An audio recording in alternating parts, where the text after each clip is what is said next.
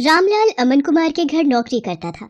अमन कुमार का बेटा सौरभ एक बड़े स्कूल में पढ़ता था, जबकि रामलाल का बेटा दीपक एक सरकारी स्कूल में पढ़ता था। सौरभ और दीपक दोनों ही पढ़ने में होशियार थे और अपने अपने स्कूल के अच्छे बच्चों में उनका नाम था। देखो पापा, मेरा रिपोर्ट कार्ड मिल गया। मैं क्लास में फर्स्ट आया हूँ। अरे वाह सौरभ, मुझे पता था मेरा बेटा इस बार भी क्लास में फर्स्ट आएगा। अरे रामलाल, दीपक भी तो अपनी क्लास में फर्स्ट आया ना? अभी कुछ देर पहले ही वो भी अपना रिपोर्ट कार्ड दिखा रहा था। जी साहब, वो भी अपनी कक्षा में अव्वल आया है। पापा, सरकारी स्कूल में पढ़कर तो कोई भी फर्स्ट आ जाता है। वहाँ की पढ़ाई तो बहुत आसान है। दीपक ने कोई बड़ा काम नहीं किया, एक छोटे से स्कूल में फर्स्ट आकर। सौरभ, ये लो लड्डू। मैं फर्स्ट आया हूँ ना, तो बापू ने सबको बांटे हैं। मैं नहीं खाता ये बेकार से लड्डू। मॉम, वो चॉकलेट बादाम कहाँ हैं जो आपने सबको खिलाए हैं? मेरे पापा तुम्हारे बापू की तरह सस्ते लड्डू नहीं लाते, वो तो चॉकलेट ड्राई फ्रूट लाए हैं। और ज्यादा इतराने की जरूरत नहीं है, तुम हमारे नौकर के बेटे हो। जितनी मर्जी कोशिश कर ले तो मेरी बराबरी नहीं कर सकता। सौरभ बेटा, ऐसे नहीं बोलते, दीपक भी अच्छा बच्चा है। मॉम, मुझे दीपक एक आंख नहीं भाता। मेरे सामने पापा उसकी तारीफ करते रहते हैं, मुझे बिल्कुल अच्छा नहीं लगता। मैं कपिल के घर खेलने जा रहा हूँ। सौरभ को दीपक से नफरत थी। दीपक भी उसकी तरह पढ़ाई में बहुत अच्छा था। ये बात सुनकर सौरभ और गुस्से में आ जाता है। सौरभ कपिल के घर खेलने चला जाता है। क्या हुआ सौरभ, आज तू बड़ा गुस्से में है? मैं दीपक से नफरत करता हूँ। आज मैं जब पापा को अपना रिपोर्ट कार्ड दिखा रहा था तो दीपक ने भी अपना रिपोर्ट कार्ड दिखाया। वो भी मेरी तरह फर्स्ट आया है। फिर तुम ही बताओ, फिर पापा उसकी भी तारीफ करने लगे। वो हमारे नौकर का बेटा है, ये बात मुझे उसे समझानी होगी। अरे तू चिंता क्यों करता है, सब ठीक हो जाएगा।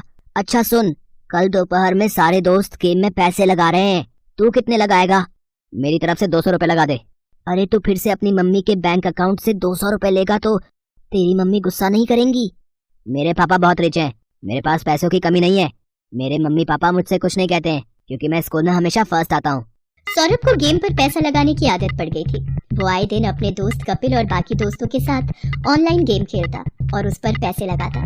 सौरभ पढ़ाई में अच्छा था, इसलिए उसकी मम्मी भी उसे अकाउंट से पैसे लेने के लिए कुछ नहीं कहती थी।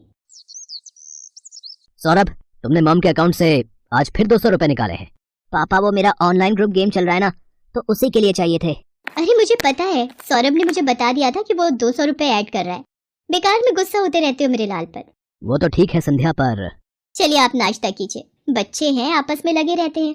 संध्या अमन की बातों पर ध्यान नहीं देती। सौरभ को गेम खेलने की आदत पड़ती जा रही थी। एग्जाम भी नजदीक आ रहे थे। एक दिन, सौरभ क्या बात है, आजकल लग रहा है तुम पढ़ाई पर ध्यान नहीं दे रहे हो। तुम्हारी मैम का फोन आया था, तुम 2 दिन से ट्यूशन में लेट पहुंच रहे हो। मम्मी, वो एग्जाम आ रहे हैं ना, तो मैं कपिल के घर बैठकर पढ़ाई करता हूँ। हम दोनों साथ में ही ट्यूशन जाते हैं, तो पढ़ते हुए समय का पता ही नहीं चलता। अच्छा ये बात है, तुम कपिल के घर बैठकर एक्स्ट्रा टाइम में पढ़ाई कर रहे हो, ये बहुत अच्छी बात है। उधर दीपक भी अपनी आने वाली परीक्षाओं की तैयारी कर रहा था। बापू, इस बार मुझे फिर से फर्स्ट आना है, देखना मैं खूब मेहनत करूंगा। अब मुझे पता है मेरे बेटे, तुम पढ़ाई में बहुत मेहनत कर रहे हो। देखना, तुम्हारा ये जोड़ा हुआ विद्याधन एक दिन तुम्हारे बहुत काम आएगा और तुम एक दिन हम सबका नाम रोशन जरूर करोगे। चलो दीपक बेटा, अब आकर ये दूध चावल खा लो, मैंने तुम्हारी पसंद के बनाए हैं। और तुम वो कहाँ जा रहे हो अपनी एक कक्षा के बच्चों के साथ? माँ, मैं साइंस म्यूजियम देखने जा रहा हूँ। वहाँ पर विज्ञान संबंधित बहुत से उपकरण हैं। टीचर बता रही थी हमें वहाँ जाने से बहुत कुछ सीखने को मिलेगा। अच्छा, ये तो बहुत अच्छी बात है। दीपक स्कूल के बच्चों के साथ साइंस म्यूजियम देखने जाता है। वहाँ उसे प्राइवेट स्कूल के बच्चे भी दिखाई देते हैं, जिनमें सौरभ भी होता है। सौरभ, ये तो वही लड़का है जो कई बार तेरे घर पर भी देखा है। अरे ये हमारे नौकर रामलाल का ही तो लड़का है, गरीब नौकर का बेटा है ये। हाँ, ये नौकर का बेटा है, फिर तो ये भी नौकर हुआ। सब बच्चे दीपक पर हंसने लगते हैं। दीपक घर आकर सुस्त और उदास हो जाता है।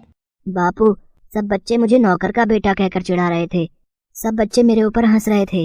अरे मेरे बच्चे, तू इतनी सी बात पर बुरा मान गया? मैं तुझे तभी तो पढ़ा लिखा कर बढ़ा रहा हूँ ताकि तू पढ़ लिख कर बड़ा आदमी बन सके और पैसे कमा सके।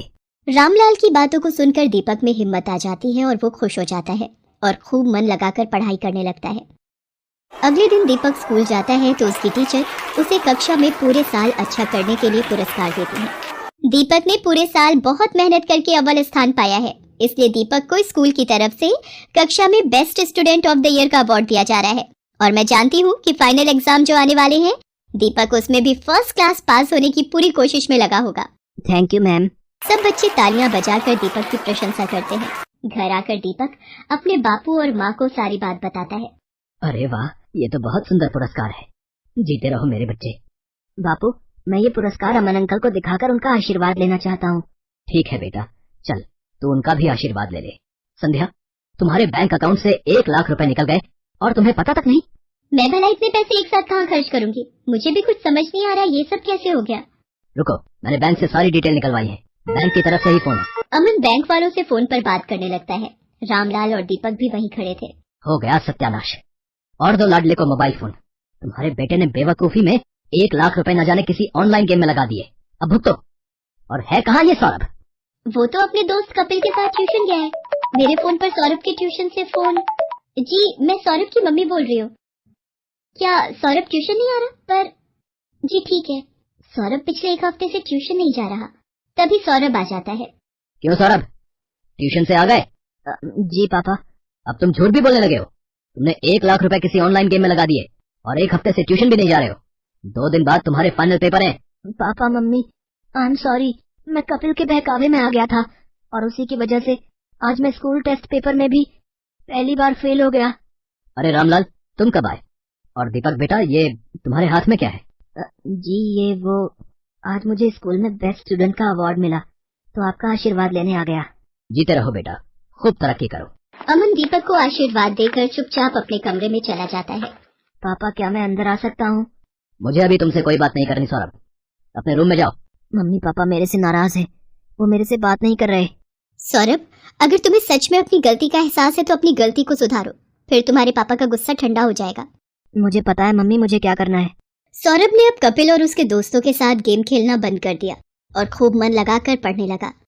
पर 2 दिन बाद उसका मैथ्स का पेपर था।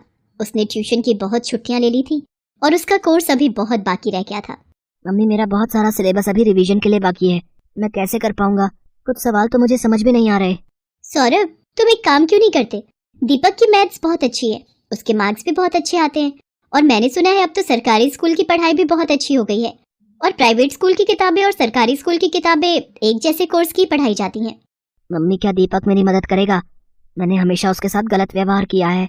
कोई बात नहीं, पर अब तुम्हें अपनी गलती का एहसास है, ये बहुत बड़ी बात है। रामलाल, दीपक को जरा बुला लाओ, सौरभ को मैथ्स में उसकी सहायता चाहिए। हाँ हाँ मालकिन, मैं अभी बुला लाता हूँ। सौरभ दीपक की सहायता से मैथ्स के पेपर की तैयारी करता है और बाकी सभी विषयों में भी सौरभ अब दीपक के साथ ही पढ़ने लगा। सौरभ भी दीपक की तरह अपने स्कूल में फर्स्ट आता है। सौरभ, तुम्हारा रिजल्ट देखकर मैं आज बहुत खुश हूँ। पापा, ये सब दीपक की वजह से ही हुआ है, इसने मेरी एग्जाम के दिनों में बहुत हेल्प की। थैंक यू दीपक। रामलाल, तुम्हारा बेटा दीपक बहुत होनहार है, देखना ये एक दिन जरूर बड़ा आदमी बनेगा। अमन अंकल, एक दिन मैं भी आपकी तरह ही बड़ा बिजनेसमैन बनूंगा। दीपक की बातों को सुनकर रामलाल की आंखों में खुशी के आंसू आ जाते हैं और वो दीपक को गले से लगा लेता है।